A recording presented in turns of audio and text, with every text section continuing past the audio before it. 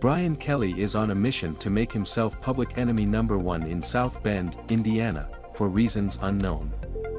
His daughter will be graduating from Notre Dame next month, and at this point, if I were Kelly, I wouldn't be too keen about showing my face on campus.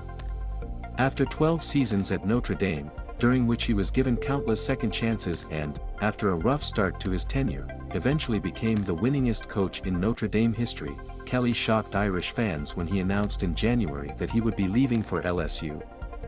While it came out of the blue at the time, there was widespread support for the school's decision to promote defensive coordinator Marcus Freeman to the head coaching position, and a sense of appreciation for Kelly's years with the program and understanding of his choice to move on. But he hasn't moved on. For some reason, he will not shut up about Notre Dame, even after months in Baton Rouge.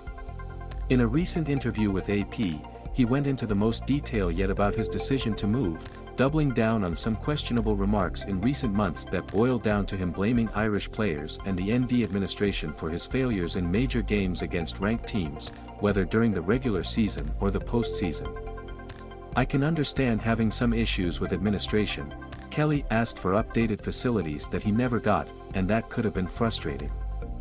"But during the 4 years that I was a student there," Kelly's final 4 years as head coach, the school built an enormous new indoor practice facility and finished a 4-year, $500 million project that completely revamped the stadium.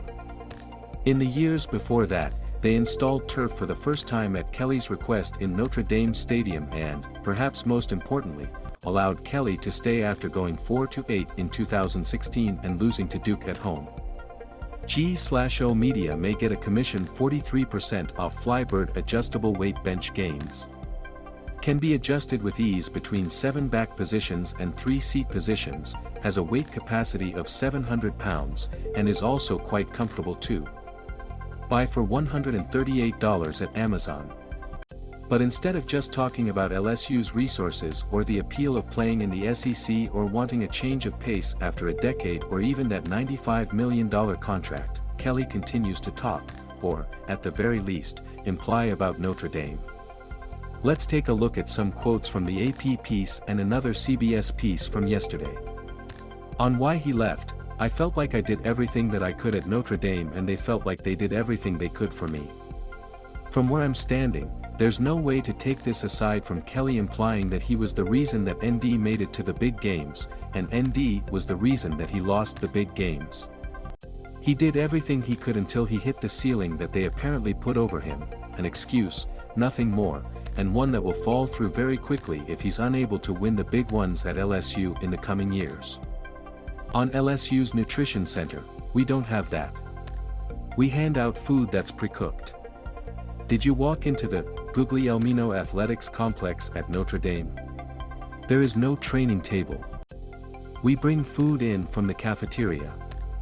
You get a sack lunch." Alright, there is no more week between Kelly and Notre Dame. You have a new week now, particularly if you're going to be ting on the Irish facilities like that. I mean, a sack lunch. He's making Notre Dame look like they have the resources of a middling Division III program. While there's no doubt that there's room for improvement in the athletic facilities at Notre Dame, a fact that AD Jack Swarbrick has acknowledged, this comes across as really over the top and unnecessary. On being at LSU, you've got players that want to be great. I mean, you can't get much lower than blaming the kids that you recruited and coached for your own inability to succeed.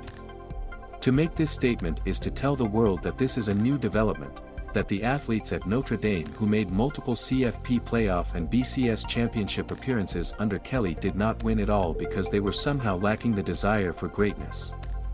It is a comparison between teams that is completely unfounded and that allows Kelly to shirk any responsibility for a lack of greatness.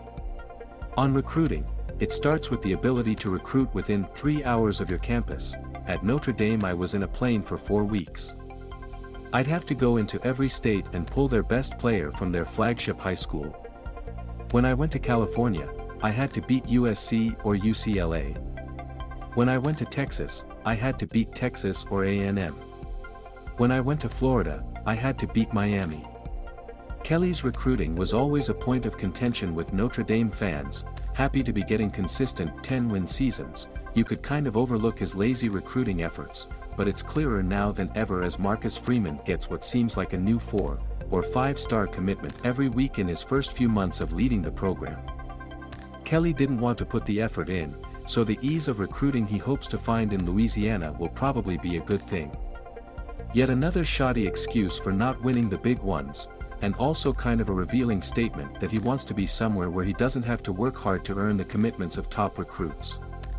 All I have to say at this point is good luck to LSU.